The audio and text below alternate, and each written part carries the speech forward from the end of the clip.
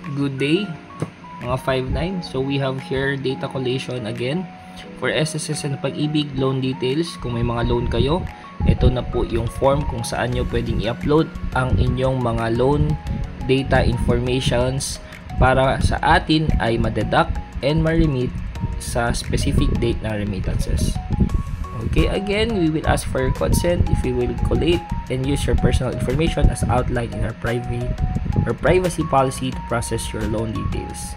Okay, yes, click yes para mag-proceed. Full name, for example, your name is Pedro Penduko 1, ang middle initial, and kung may suffix, junior.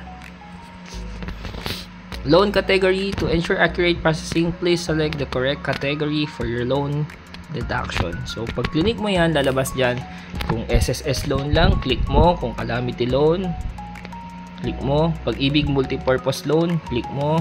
Pag-ibig calamity loan, click mo rin. So just in case na meron tayong combination, dalawa, kung dalawang salary loan at multipurpose loan, click mo lang to. For example yan, para makita natin kung ano yung deduction natin.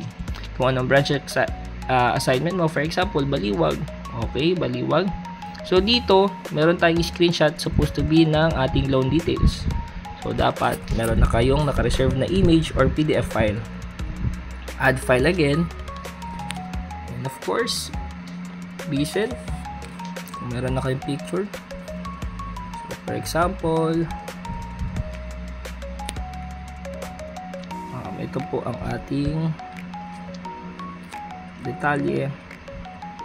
Ito. For example lang yan. And then ito. Browse ulit tayo. Ito. Yan rin yung mga loan details natin, no?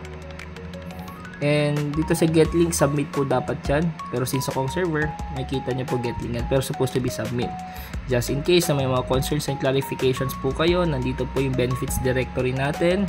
Nandito yung attention or names ng mga benefit department natin. Sila Sir Bugsy, Sir Jeffrey, Sir Ramil, Miss Anna, Sir Nel, and Miss Jillian. Nandito yung email nila and landline number. And kung may specific concerns kayo, ito po yung mga specific inlines nila or yung mga inaasikaso nila by their names. So yun lang mga 5-9, ingat kayo and stay safe.